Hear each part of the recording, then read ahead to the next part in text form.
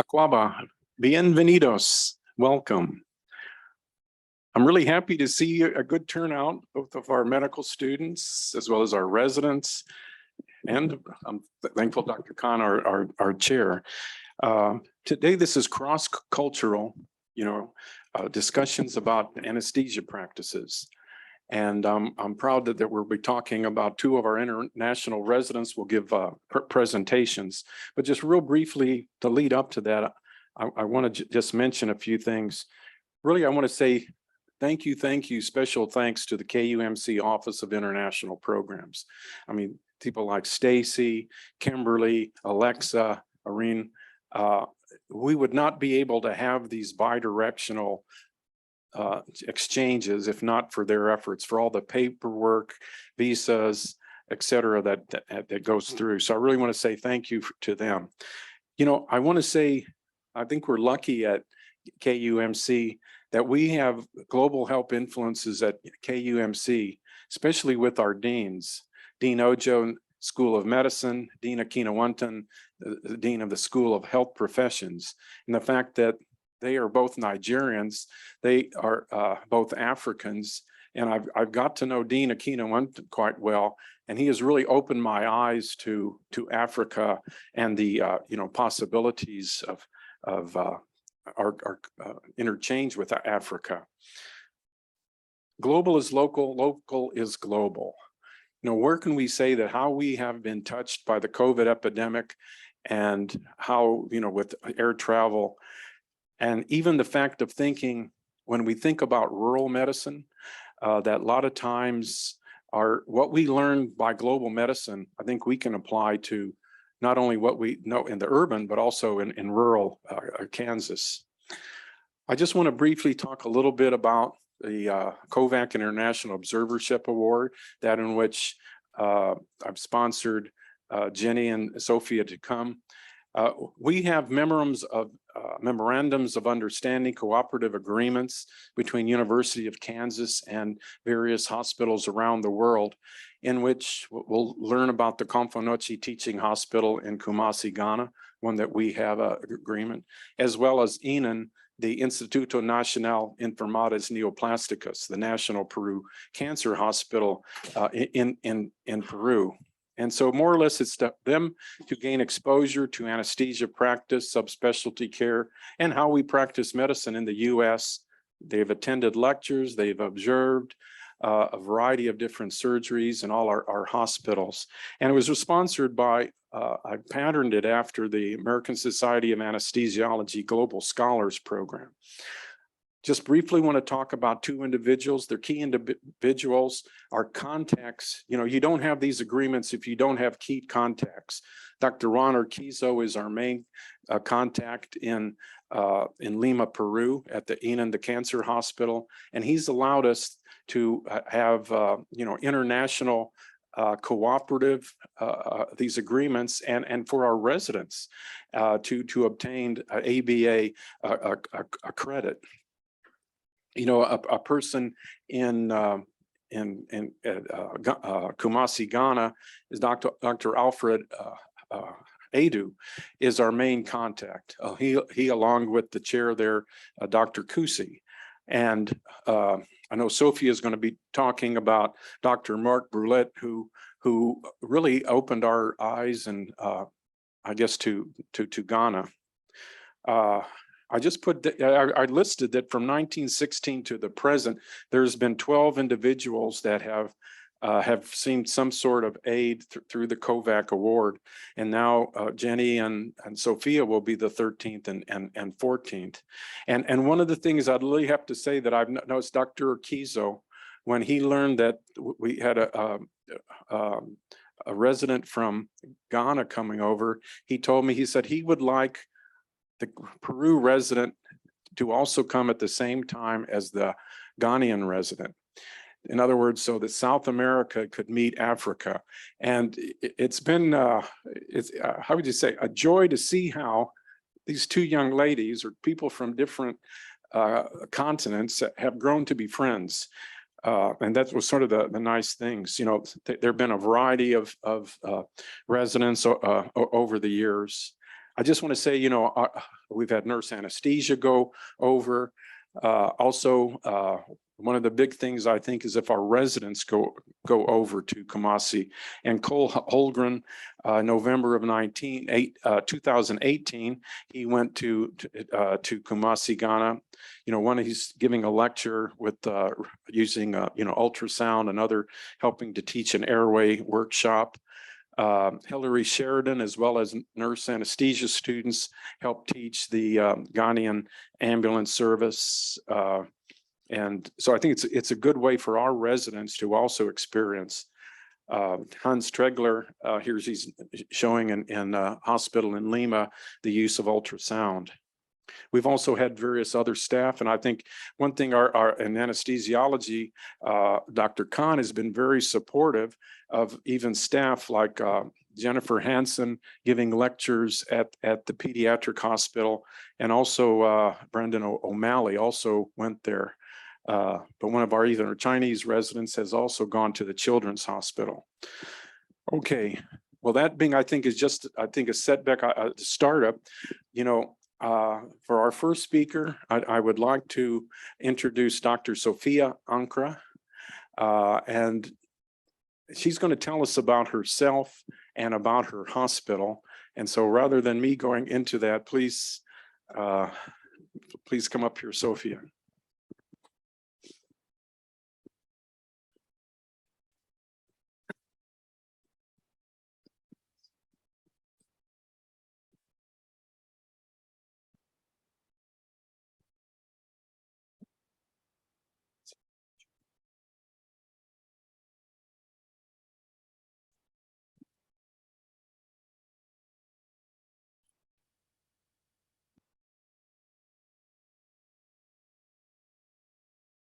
Hello to everyone, and thank you all for being here for this presentation on cross-cultural anesthesiology practices by me, Sophia Ankra.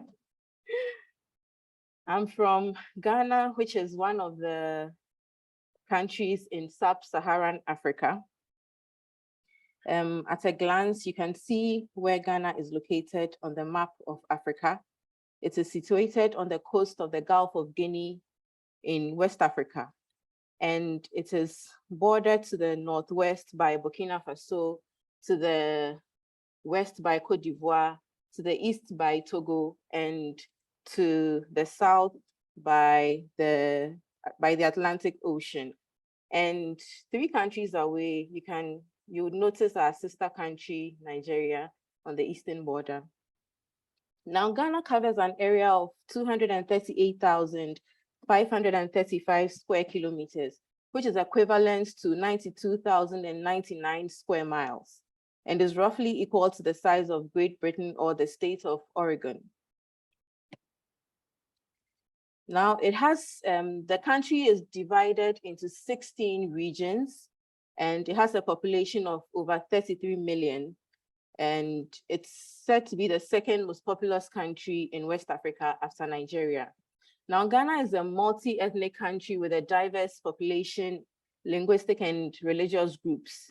And although there are various languages spoken, the most popular of which is Twi, and also others like Ga, which is my native language, Fanti, Ewe, and Hausa, the official language in Ghana is English. And the capital and the largest city is Accra, which is located on the coast right here. And other major cities are Kumasi, which is here, the second largest city. That's where I work currently. Then we also have Tamale up in the north, and then Sekondi Takoradi on the western part of the country along the coast. Now, Ghana is noted for some of our natural resources, which make the country popular, one of which is gold, and it's made into different ornaments. Most of it is exported. And this is the king of the Asante Kingdom. It's one of the most powerful kingdoms in the country, and that is the Asante Hene. And you can see he's adorned in gold regalia. and that is their official attire. And we also have cocoa. We export most of it, but we use some of it to make local food products. Like this is our natural cocoa powder. We also have chocolates and yeah, different types and brands. And after this presentation, there's going to be a surprise. I have some samples, so it's going to go around for you to have a taste of it. We also have our traditional attire, which is called the kente. And this is a cloth that is woven from yarn. So it's actually a very arduous process that goes into it. And it comes in different patterns that is shown here. And interestingly, in the Nelson Atkins Art Museum, which I had the privilege to see, thanks to Dr. Kovac, they have an exhibition of the cloth right here. So I got a chance to take a picture by it. And there we are. And like I said, it's the official, it's the official, not the official, but then the most popular attire for the country. And it comes in, it's woven in various patterns and color combinations. And here you can see how very different you can have the patterns and how beautifully they can be designed into dresses.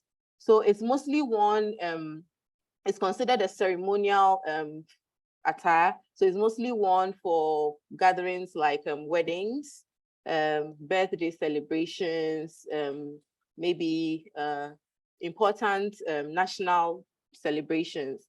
And these are just a few of, and it's mostly worn by brides as well. So our traditional wedding ceremonies, we have our brides wearing different patterns and designs of the kente cloth. Now, some historical sites in Ghana. So anytime you're in Ghana, you can have these in mind and then go to see them. This is the Independence Square, where the first president of the country, Dr. Kwame Nkrumah, declared independence.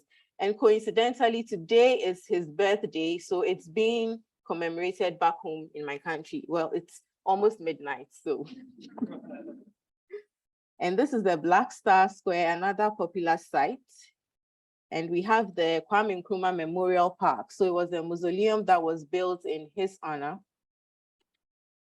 Then we have a few of the sites which are a bit of, brings a bit of bad memories, but yeah, they are still very good places to visit. This is the Elmina Castle, and this is the Cape Coast Castle. These castles are where the slaves were kept before being transported. So that's the significance of these castles. And this is the Larabanga, found up north. Now we also have interesting or recreational sites as well. We have waterfalls, and this is the Kintampo waterfalls. This is the Blee waterfalls. These are found in the middle belt of the country. This is the Boti Falls, very beautiful places to see. And then we also have the famous Canopy Walkway in the Kakum National Park in the central region of Ghana. So, yeah. Now, when it comes to food, Ghanaians are foodies, I should mention that. Usually, every ethnic group has its native food or what is common to them. And this is banku with tilapia. Banku is a cornmeal, and this tilapia is fish that is usually either grilled or fried with a lot of spices and chili. Dr. Kovac can give you an account of his experience with this. Yeah, this is just an example. So it's usually for them, this meal is common to where the native people, where I come from. So that's it. We also have banku with, fufu with abenkwan. It's common to their cans. And this is ampesi with spinach stew. Red. This is locally known as red. It's bean stew with fried plantains. And then we have the famous jollof rice with chicken, either fried or grilled chicken. And I'm happy Dean Akinwantan is here because he would agree with me that Ghana jollof is the best jollof in the world. Not Nigerian jollof. Okay, the naming system, usually people are named based on the day of the week on which they are born, or depending on which ethnic group they come from. But the more popular system of naming is on the day born basis. So for every day, we have names for the males born on that day and then the females. Depending on the ethnic group, there could be variations in the spellings and the pronunciations, but generally you would see these ones. So a male born on Monday would be called Kojo or Kojo, and the female is Ajwa. On Tuesday, a male born on Tuesday is Kwabena, the female is Abna. A male born on Wednesday is Kweku, the female is Ikia. A Thursday born male is Yao, the female is Ya or Aba. A Friday born male is Kofi or Fifi, and the female is Ifia or Ifwa. Although it's spelled Ifwa, it's pronounced Ifia. A Saturday born male is called Kwame, and the female is Ama. And the Sunday born male is Kwisi, the female is Esi or Akusia. And Dr. Kovac is a Tuesday born, so his middle name is Kwabena, so he's Dr. Anthony Kwabena Kovac. I am a Saturday born, so I'll be called Ama. And I'm sure you all know Dr. Sarafina Kankam. She just had a baby, otherwise she would have been here with us. And this is just a fun fact. A poster put up by his grandmother to welcome him home. It says Kofi Langston Sterling. So he was born on a Friday, and that's the name he's been given. So congratulations to Dr. Sarafina Kankam. I hope she's watching us or listening to us. Sorry. Okay, a bit about me now, my background. So I was born in Tema, which is a town in the Greater Accra region, the region which houses the capital city of Ghana. And this is the location of Tema. This is Accra. So Tema is about 45 minutes away from Accra. Now it's the region is the home of the people of the Ga tribe, which I am part of. But my hometown is an area around Jamestown, which is a suburb of Accra, formerly called Dash Accra. I'm the second of two children. I spent most of my early childhood and teenage years in the capital before moving to Kumasi, where I currently work. This is a picture of my parents, both retired, my brother, and that's me with my parents. Now, from preschool through to junior high school, I had my education in Dansoman, which is a suburb of Accra, the capital. I had my senior high school education in Cape Coast, Ghana, in an all-girls school, which I would say is arguably the best girls' school in Ghana. Then I went to the Kwame Nkrumah University of Science and Technology, where I did my I had my medical education at the School of Medical Sciences, now known as the School of Medicine and Dentistry. So there, the duration of the course was 6 years. So as you do four years of pre-med, 4 years of medical school, we do 3 years each. So at the end of 3 years, I got a BSc Human Biology, and then after another 3 years, the MBCHB, which is the Baccalaureate Medicine and Baccalaureate Chirurgeon. Then afterwards, I did a 2-year housemanship, followed by a mandatory 2 years of service as a medical officer before beginning residency in anesthesia from 2018. Now, the residency programs that are run in the country are two.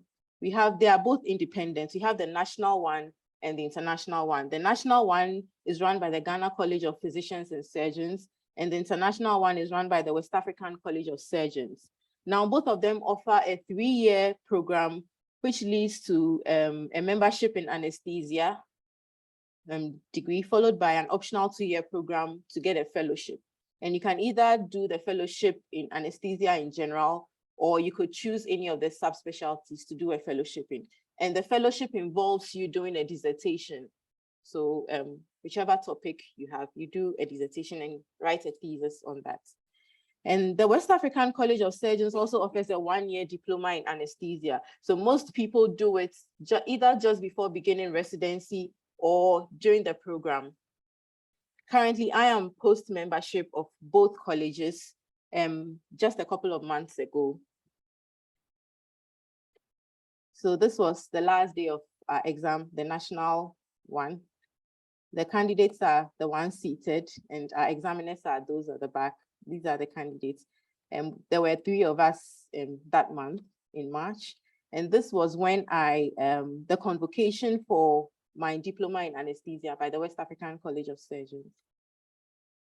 Now a bit about my hospital. I work currently at Konfanochi Teaching Hospital. It's located in the Ashanti region in the capital, which is Kumasi. It's the second largest hospital in the country. It's the only tertiary hospital in that region. And it serves as a referral center for about 13 of the other regions. It's a 1,200 bed capacity hospital. So it's fairly big. So the previous picture, this is the front entrance of the hospital. Konfanochi Teaching Hospital KATH welcomes you. And then this is a picture of the accident and emergency department. And these buildings are the various medical and surgical wards. Now, some of the things we do, I'm just going to run through some of the things we do, the equipment we use, the medications we use, and the surgeries we perform. In one of our theaters, we have this very old, ancient, analog ventilator. It's really analog, the Draeger Sula 808. But most of our other theaters use this one currently, the Draeger Fabius GS Premium. That is what's, it's present in most of the theaters. And we also have the Draeger monitor. We use this type in most of the theaters, but we also recently have acquired some new ones, which look like this. That's a common model. This is how our drug box looks like compared to the drug cart that you have here with so many drawers with so many drugs. We have a box, basically. So that's the box over there. And this is our carts, which has our needles, the spinal needles, our syringes, cannulas, and suction tubes, surgical gloves. They are all kept here with a drug box. So this is all you need to do a case, the cart and then the drug box. Of course, with the monitors and then your anesthesia machines. Now, the common medications we use generally for induction, IV induction, we have propofol, thiopentone, ketamine, and midazolam, depends. The inhalationals we use are halothane and sevoflurane, but mostly for maintenance, we use isoflurane. We also use ketamine and propofol, not as Tiva, but if we are doing IV, I'll call it IV anesthesia, we give it in intermittent boluses. We don't typically do Tiva.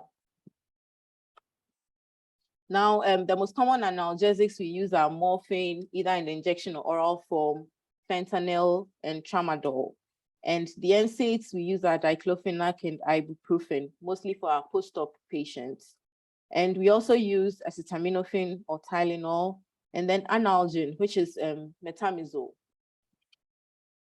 The LA agents we have are lidocaine and bupivacaine, just these two. But we use additives like adrenaline, opioids, and dexamethasone. Now, the common regional anesthesia we administer, lower limb blocks, spinal, epidural, sciatic and femoral nerve blocks, upper limb blocks, brachial plexus, thanks to the GRACE program, which I'll be speaking about very soon. And then the truncal blocks, tab blocks, rectus sheath blocks.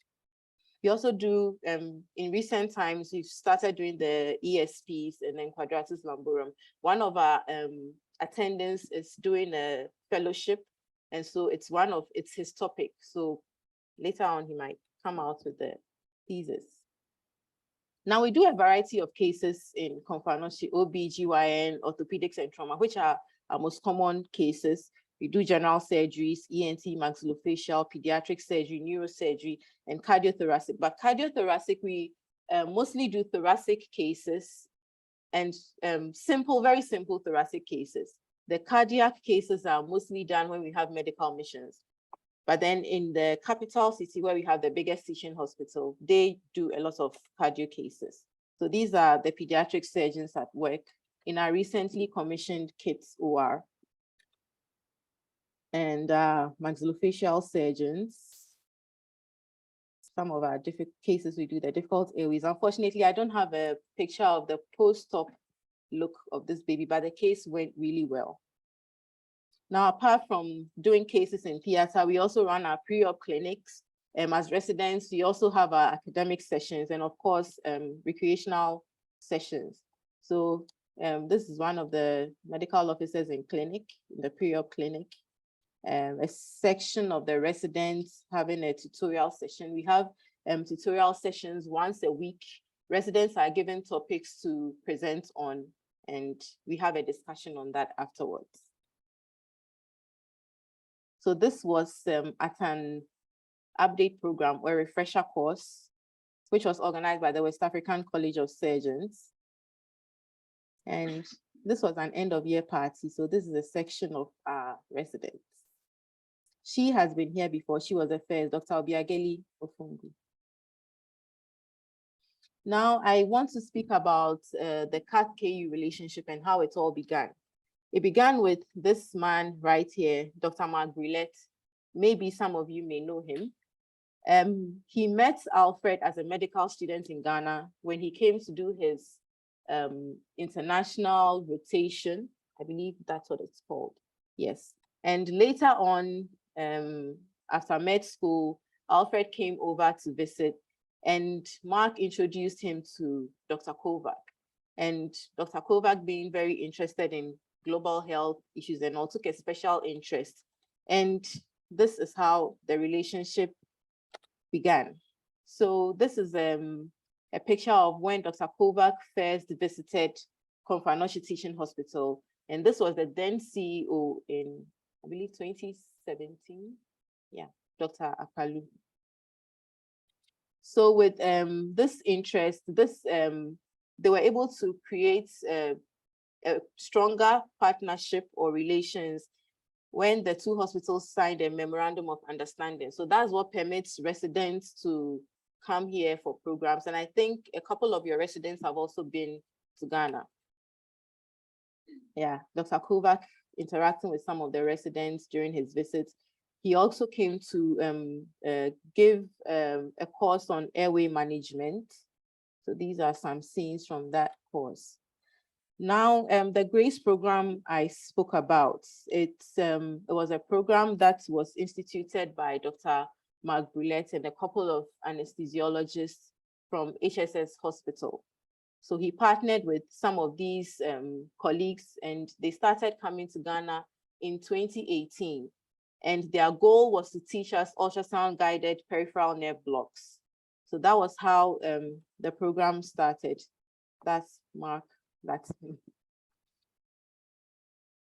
And the KU-KATH relationship more became stronger, intensified. This is Dr. Khan. He started, he was the brain behind the echo pain lectures that was instituted, and KATH took part in these lectures. And this is a section of the residents during the GRACE program. So it was the going away dinner for Mark and his colleagues who came, Patrick, Dr. Jacques Rudeau. Yeah, so that was how GRACE started. Later on, earlier this year, Mark came back with the HSS team, this time not only for the sake of anesthesia, but for the whole orthopedic department with anesthesia. So this is just a scene from there. Now, the impact that all this has had on us. So the GRACE program was held in 2018 and 2019. I think they were supposed to come in 2020, but because of COVID, I'm not sure. Now we've been able to organize an in-house training session for residents on peripheral nerve blocks. And the maiden edition was held earlier this year. And hopefully we are going to extend this to other hospitals or residents who may be interested. So these are some scenes from the course that was held. So after the lectures, we go and have the practice sessions on patients. So that's me. And then we also got the opportunity to do target practice using improvised gel blocks. So what I'm trying to say is that this program or partnership has, apart from the fact that they came to teach us, they also taught us to be self-sufficient, in that now we can organize in-house programs and also extend to other hospitals for interested residents to take part. And then also early this year, there was a point of care ultrasound course that was done, but that was open to the whole nation. So we had residents from outside coming to take part in that. So I believe that this partnership has really helped us to grow in both in numbers and in our confidence and in our skills.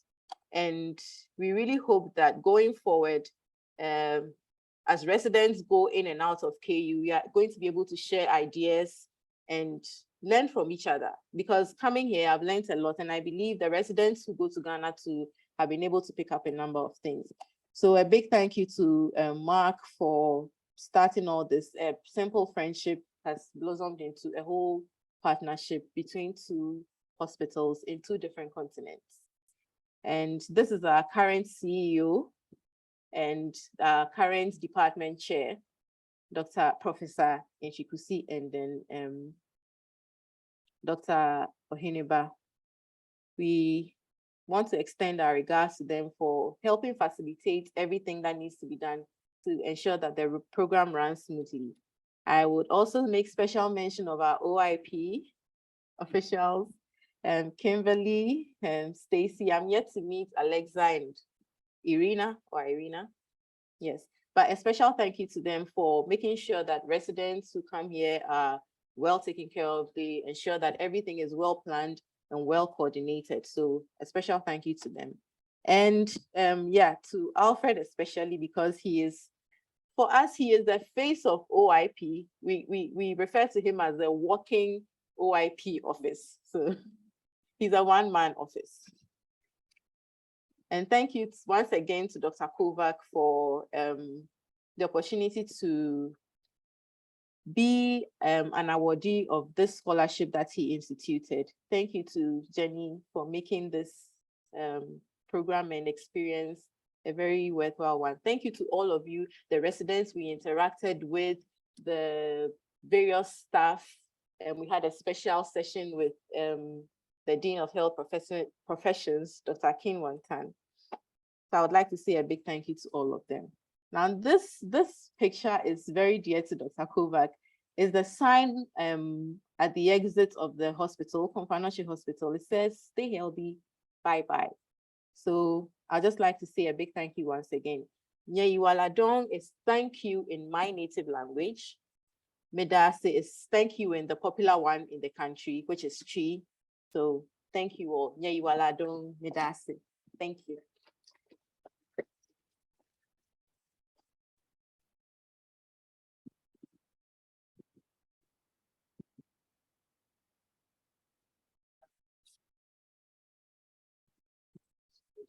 Right from the global health basically how we can teach, and the idea that you teach a person how to fish, to learn how to fish for a lifetime, and to become self-sufficient. I don't know if those of you that maybe have mental health, Dr. Bonnie, and that was his. So first, any questions for Dr. Sophia? Can you still get fire chocolate? What are you doing? What's that? Well, I think we'll wait for the chocolates at the end. At the end. After, but you know what? One thing that I asked both of them a question to think about was, from their 2 weeks here, what one or two things will they bring back home, a method or technique to discuss with their colleagues and staff that they've learned here at KU. And maybe you could give us your. Well, I picked up a lot of things, but one of the topmost ones on my list was communication, good communication with our patients, because I realized it's for us, it's not really in our culture to, probably because of the level of literacy with most of our patients.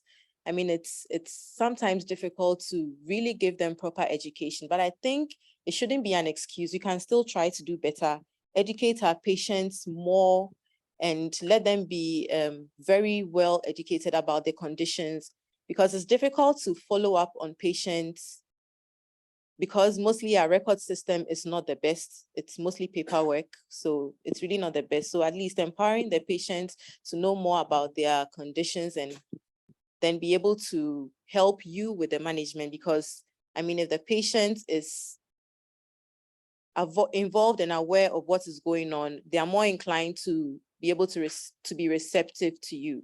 And with a communication aspect too, I mean, being able to relate with them and introduce ourselves to them, make them feel comfortable. And a lot of the times, a lot of things are done in a rush. So I feel we don't get enough time to talk to, and most importantly, listen to our patients. That's one very listening. We fail to listen to them because they are the ones carrying the disease. They have been living with it. You probably just studied it for 1 or 2 hours in a lecture, but they have been living with the condition for a number of years. So in as much as you have some knowledge about it, you also have to put in the effort to listen to them and what they have to tell you. So I think that's one of the major things that I'm going to take back with me, because I think you do very well with that communication and talking to the patients.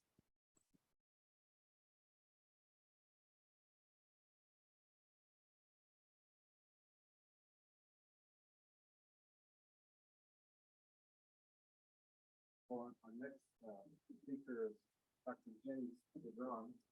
And I would say when I first went to Lima, to her hospital, and then I met the chairman at that time, Dr. Awar. I'd say there's key people in that hospital. And he said, well, I don't know. I wanted to talk about a drug called muscle. So I don't know anything about the drug, but I gave him the invitation to come back today, a week, or a month and teach us. So at that time, habla español nada. Okay, I'll try to learn. But so I went back and I'm glad I did.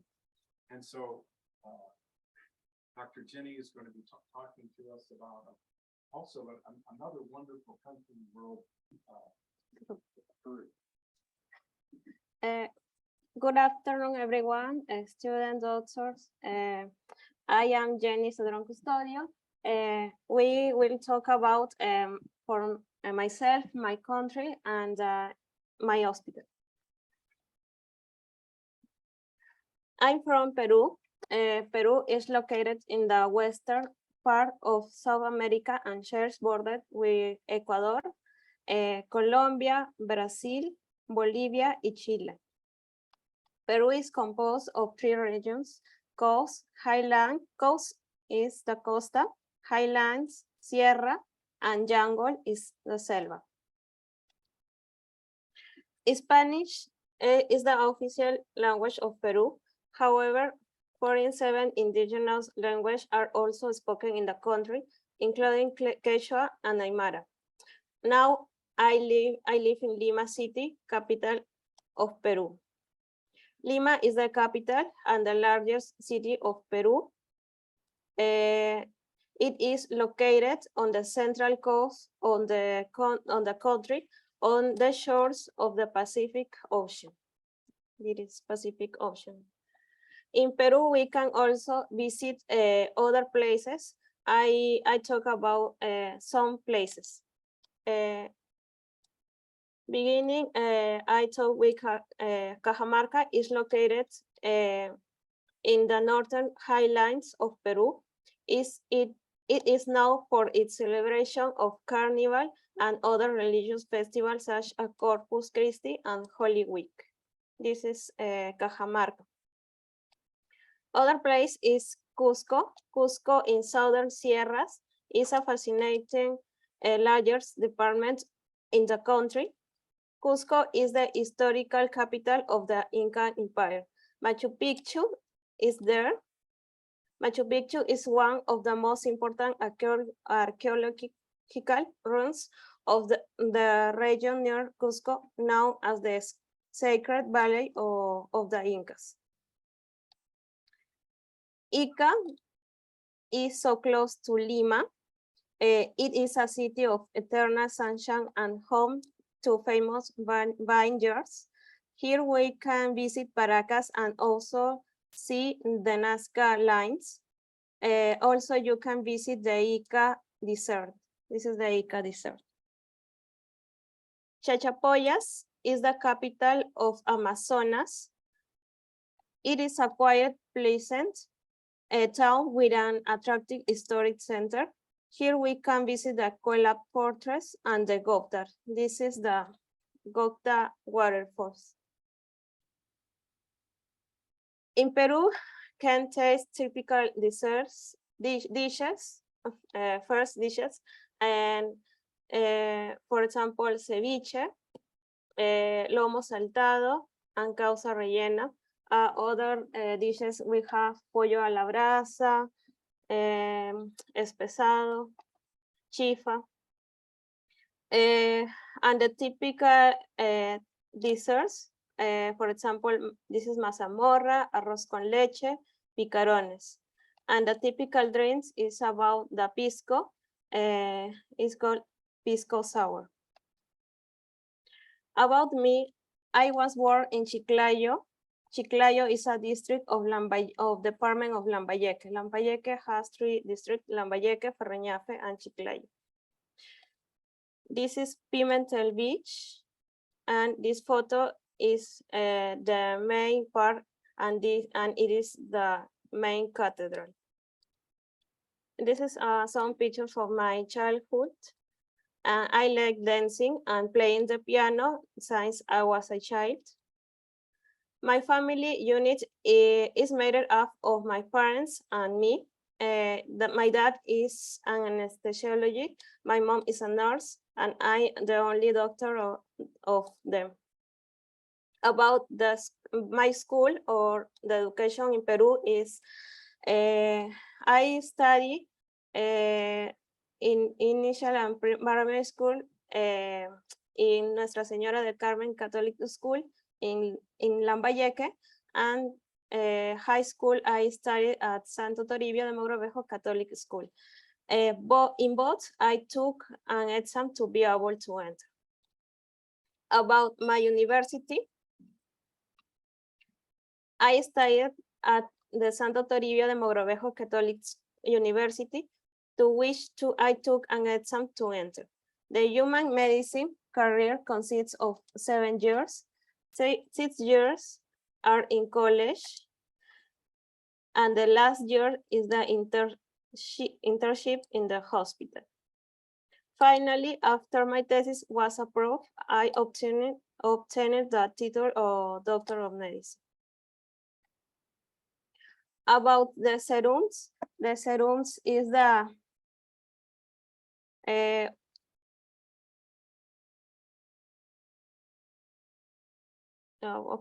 About the serums is the rural and marginal urban service. In Peru, the serums is a requirement to work in our country. I worked at the Guairul health establishment. Guairul is a town center located in district in Incahuasi, Ferreñafe district, and department, Lambayeque department. This is Guairul. My activities this year were medical care for all ages, campaigns, home visit, vaccination, and primary health education. This is some pictures of my serums. About my residency, after the serums, you can apply for the specialty. I chose anesthesiology because it is the most complete. I work in oncology hospital in Lima, Peru. This is the reference center for all of Peru for cancer patients. According to the Global Cancer Observatory and the Pan American Health Organization, the most common type of cancer that most affect in Peru are prostate cancer, cervical cancer, breast cancer, stomach cancer, and lung cancer. We work in very long and hard surgical procedures every day. Whenever we need help, we are here to support each other.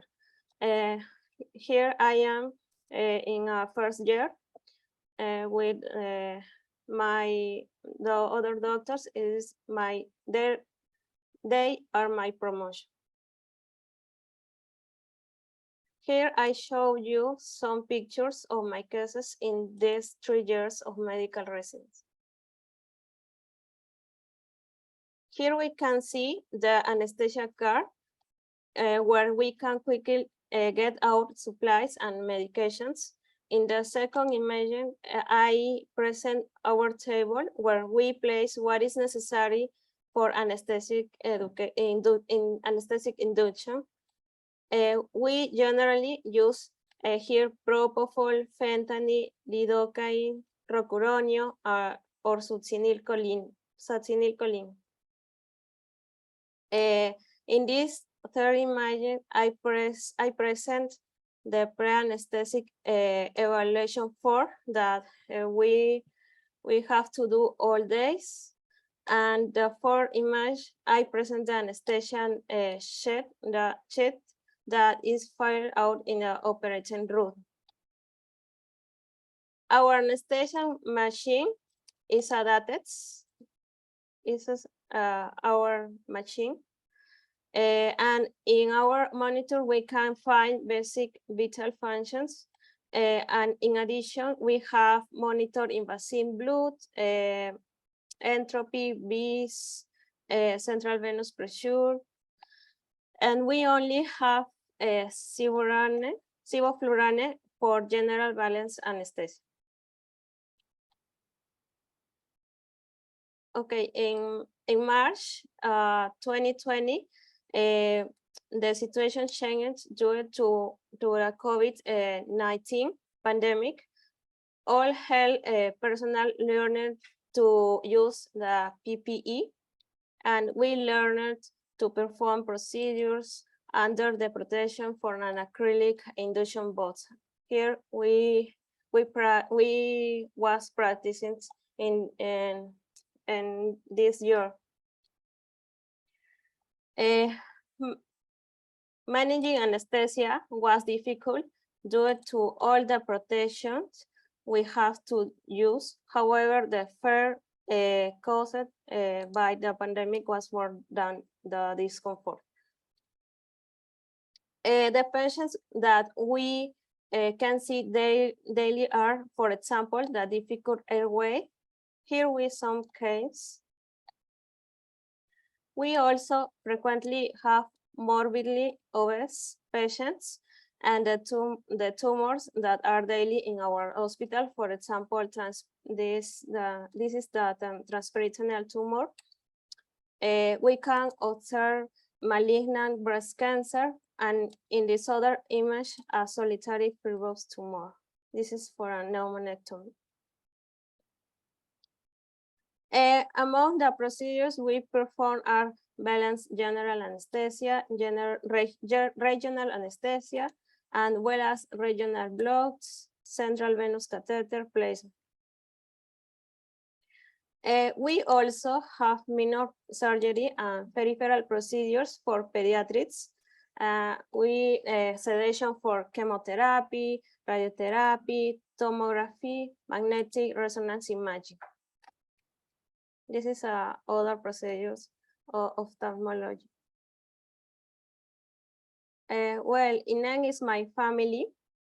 It is not just work. We also celebrate holidays and birthdays and we have great friends. And here some pictures when Dr. Kovac and his residents visited INAN in February 2020.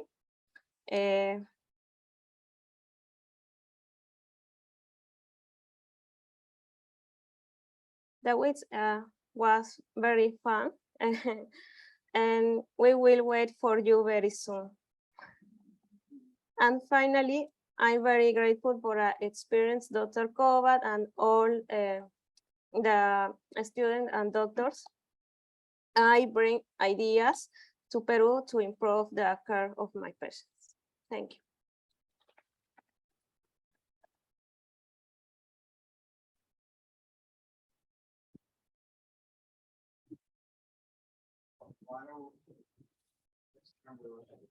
Go back to 2 weeks in May of next year with the pilot of residency will be and perhaps another or maybe also nurse anesthesia. Hopefully we will definitely visit for us. First, any questions for Dr. Jenny? And I guess one thing too, I told her too, the same question that I asked Sophia is, of your 2 weeks here, what one or two concepts or ideas that you've learned here, do you think you might take back to Enan and talk with your fellow staff and residents? The principle that I have for the 2 weeks are we have to improve the pain management for the cancer patients because with the having of we have to the idea they are a different special population. There are no normal patients because they have different treatments, chemotherapy, radiotherapy, and palliative treatment, and the patient management is different. They need individual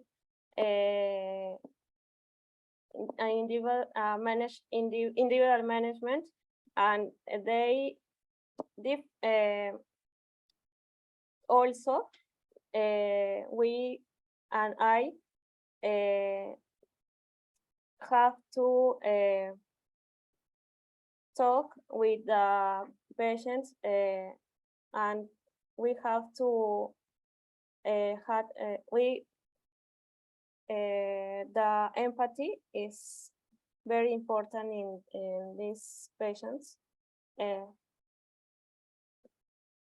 and most important is for her or his or their families, and because for the mother, father, for your parents of the child is a other situation. Is the reality situation is very is hard, is so sad, and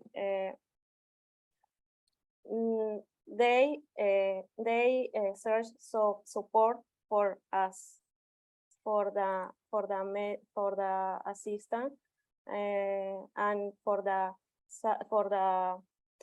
surgeon, for the anesthesiology, and this is the I learned these 2 weeks.